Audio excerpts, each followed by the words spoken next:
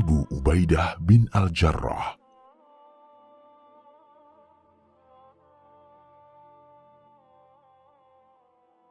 Nama Abu Ubaidah adalah Amir bin Abdullah bin Al-Jarrah radhiyallahu anhu.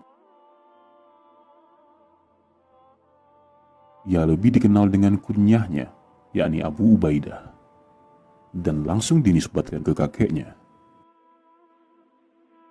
Sementara ibunya adalah Umaymah binti Ghanam. Abu Ubaidah lahir 40 tahun sebelum hijrah, tepatnya di tahun 584 Masehi. Ia adalah laki-laki yang berperawakan kurus, berwajah cekung, janggutnya tipis, posturnya tinggi bungkuk, dan patah gigi sirinya. Meskipun berasal dari Quraisy, suku terhormat di Mekah, namun sedikit sekali riwayat yang mengisahkan tentang kehidupan Abu Ubaidah sebelum memeluk Islam. Sehingga kehidupannya yang lebih kita kenal adalah kehidupan tatkala ia memeluk Islam.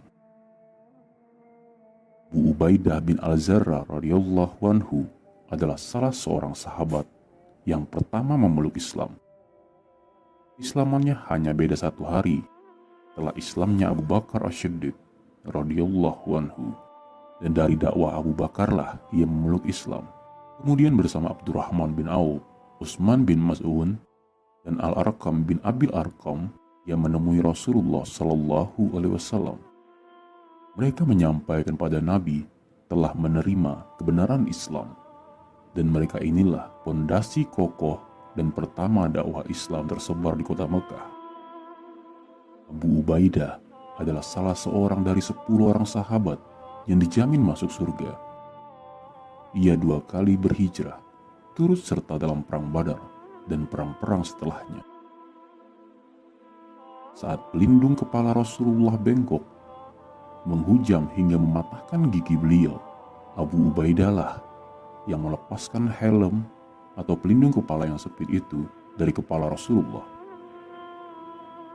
Dan saat barisan kaum muslimin porak-poranda di perang Uhud, ia tetap teguh bersama Rasulullah Sallallahu Alaihi Wasallam dalam kepungan musuh. Utamaannya yang lain adalah ia dipuji oleh Rasulullah Sallallahu Alaihi Wasallam dalam sabda beliau, laki-laki yang terbaik adalah Abu Bakar, laki-laki yang terbaik adalah Umar, laki-laki yang terbaik adalah Abu Ubaidah bin Al-Jarrah, laki-laki terbaik adalah Usaid bin Hudair, laki-laki terbaik adalah Thabit bin Qais, laki-laki terbaik adalah Mu'adz bin Jabal, laki-laki terbaik adalah Mu'adz bin Amr bin Al-Jamu. Hadis riwayat At-Tirmizi. Abdullah bin Syakik berkata, aku bertanya pada Aisyah, siapakah di antara sahabat Nabi Sallallahu Alaihi Wasallam yang paling beliau cintai? Aisyah menjawab, Abu Bakar. Lalu siapa? Tanyaku. Ia menjawab, Umar. Setelah itu, tanyaku lagi, Abu Ubaidah bin Al-Jarrah. Jawabnya. Aku bertanya lagi, siapa lagi? Ia hanya diam. Sahih At-Tirmizi.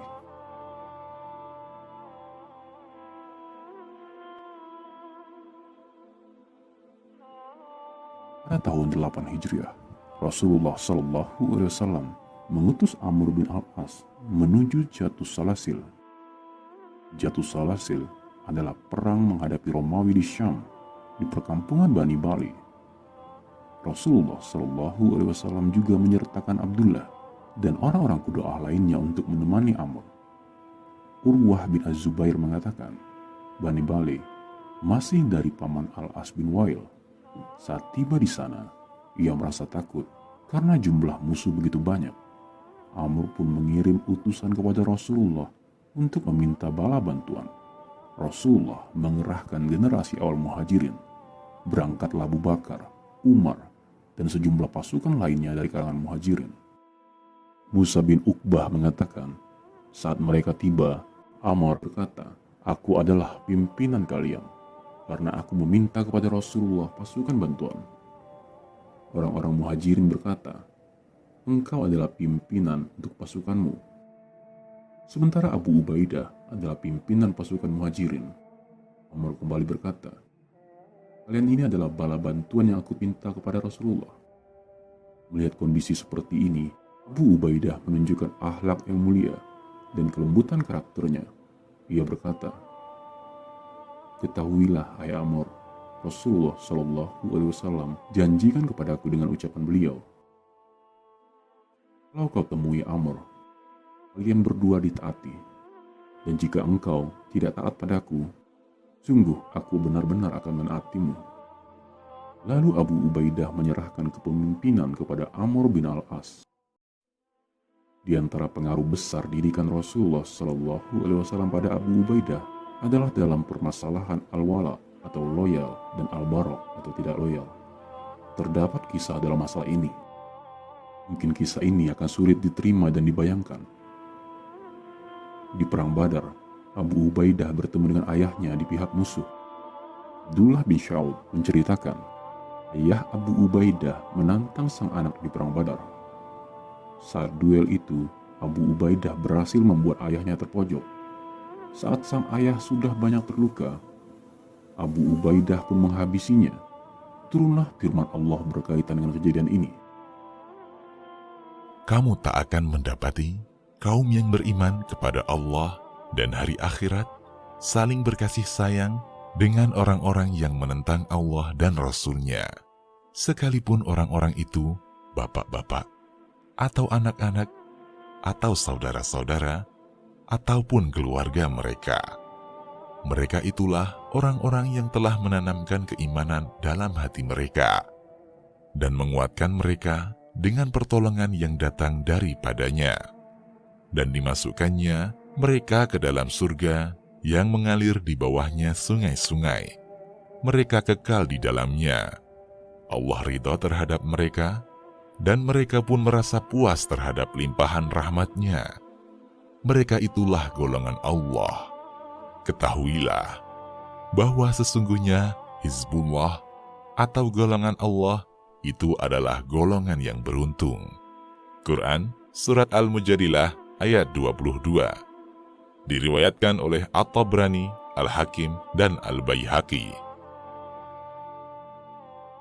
Tentu sulit dibayangkan bagaimana bisa anak membunuh ayahnya, apalagi dengan kacamata orang-orang toleran yang tak pernah menyentuh akidah al-wala dan al-bara.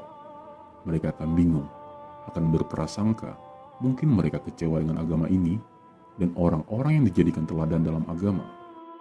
Tapi kita yang kenal al-wala dan al-bara, tidak seperti itu cara pandangnya. Abu Ubaidah pun adalah seorang yang berakhlak mulia. Rasa tega dan kuat yang ia dapat saat berhadapan dengan sang ayah adalah spirit dari Allah. Ia tidak menimbang dengan pandangan dunia yang fana, sehingga ia berhasil keluar dari sekat dan ikatan duniawi, lalu menguatkan diri dengan ikatan akidah. Abu Ubaidah radhiyallahu anhu adalah seorang pemimpin yang amanah. Diriwayatkan oleh Al-Bukhari dari Huzaifah radhiyallahu anhu, orang-orang Najran pernah datang kepada Rasulullah Shallallahu Alaihi Wasallam seraya berkata, "Ya Rasulullah, utuslah kepada kami seseorang yang jujur dan dipercaya." Rasulullah Shallallahu Alaihi Wasallam bersabda, "Sungguh, aku akan mengutus kepada kalian seseorang yang sangat jujur dan dapat dipercaya." Para sahabat merasa penasaran dan akhirnya menunggu-nunggu orang yang dimaksud oleh Rasulullah. Ternyata Rasulullah mengutus Abu Ubaidah bin Al-Jarrah. Abu Ubaidah bin Al-Jarrah adalah seseorang yang sangat mencintai Nabi dan senantiasa membela beliau. Aisyah radhiyallahu anha mengisahkan, "Aku mendengar Abu Bakar berkata, saat perang Uhud, wajah Rasulullah terluka, helm perang beliau bengkok, menghimpit pipi beliau. Aku bersegera menuju beliau. Lalu ada seseorang dari arah timur bergerak cepat. Pada saat perang Uhud, sebuah batu dilemparkan ke wajah Nabi. Aku merasa lemparan itu begitu keras, sehingga dua rantai helm beliau sendiri terputus. Aku bersegera berlari menuju Rasulullah, dan kulihat seorang pria bergegas lari ke arahnya. Orang itu bergerak ke arah Rasulullah, seolah-olah sedang terbang. Karena itu, aku berdoa untuknya. Ya Allah, jadikan orang ini sebagai sarana penyebab kebahagiaan. Artinya, apa yang dia lakukan harus menjadi penyebab kebahagiaan bagi Nabi dan juga bagi kita. Jika kami mencapai Rasulullah, ternyata kulihat Abu Ubaidah bin Al-Jarrah itulah yang mendahuluiku. Dia berkata kepadaku, "Wahai Abu Bakar, kumohon padamu, demi Allah, biarlah aku yang mengeluarkan rantai ini dari wajah Rasulullah." Abu Bakar mengatakan, "Izinkan dia untuk melakukan." Kemudian Abu Ubaidah meraih salah satu dari dua rantai tersebut dengan giginya dan mencabutnya begitu keras sehingga beliau terjatuh di tanah dengan punggungnya. Beliau melakukannya sangat kuat sehingga salah satu gigi depannya patah. Kemudian ia gigit rantai satu lagi dengan giginya dan mencabutnya dengan sangat keras. Gigi depannya yang lain juga patah. Abu Ubaidah adalah seorang yang berakhlak mulia. Ia seorang yang sangat tenang, juhud, dan rendah hati. Umar pernah berkata dengan orang-orang yang duduk bersamanya, "Buatlah harapan." Orang-orang pun menyampaikan harapan-harapan mereka. Lalu Umar berkata, "Adapun aku berharap sebuah rumah yang dipenuhi orang-orang semisal Abu Ubaidah bin Al-Jarrah."